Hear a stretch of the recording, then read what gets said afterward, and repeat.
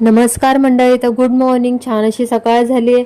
आता झाला नाश्त्याचा टाइम. तर चपात्या भरपूर उरलेल्या साईदण्यासाठी तिच्यापुरतेच पोहे केले होते. बोलली आता चपात्यात तर आम्हाला असा मस्त चपातीचा चुरा करूया. तर पहिल्यांदाच ट्राय केला होता. बोलली बघू कसा होतोय. लग्न झाल्यापासून हे कधी मी बनवलंच नव्हतं. तर आता ही रेसिपी बघितली मी यूट्यूबवर. तर मग मस्त असं करून घेतलं. काय नाही, पोह्यासारखीच आपली सिंपल केली होती. चपातीचा मस्त मिक्सरमध्ये एकत्र एकसारखा करून घेतला चुरा. त्याच्यामध्ये राई जिरं फोडणीला टाकलं, कढीपत्ता, आपला लसूण मिरचीचा ठेचा, कांदा, शेंगदाणे तर आधीच फ्राय करून घेतले होते. नंतर मग त्याच्यामध्ये मस्त सगळं फ्राय करून घेतलं. पण यांना काय ते मनासारखं आवडलं नाही. दुपारचं जेवण वगैरे डाळभात वगैरे सगळं बनवून घेतला. बाबाला सुट्टी होती तर बाबा कुठे गेलाय दुपारी तेच बघत होती ती. ते आल्यानंतर मग घरी दोघांना जेवायला दिलं. बघा कसा आराम चाललाय. बाबांना मॅचिंग घातलं होतं आज टी शर्ट. दोघं जण मस्त आराम चाललेला दोघांचा. बाबा घरी असला की मी काय लागत नाही तिला.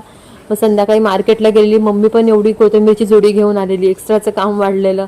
मग सगळी आधी साफ करून ठेवली, कारण की खराब झाली तर मग काय उपयोग नाही तिचा. एकदा जर का जुडी फ्रीजमध्ये ठेवून टाकली तर मग ती खराबच होणार. परत काय काढायला वेळ भेटत नाही. मग आता ही चालली गणेश जयंतीची तयारी. दुसऱ्या दिवशी होती गणेश जयंती. मार्केटमध्ये येतानाच फुलं हार वगैरे सगळं दुर्वा वगैरे घेऊन आलेली. तर आता रात्री टाइम आहे तर करून ठेवते. 21 दुर्वा मस्त गणपतीसाठी करून ठेवली. 21 दुर्वांची जुडी. तर असा गेला आजचा दिवस. भेटू एका पुढच्या छानशा ब्लॉग मध्ये. तोपर्यंत बाय.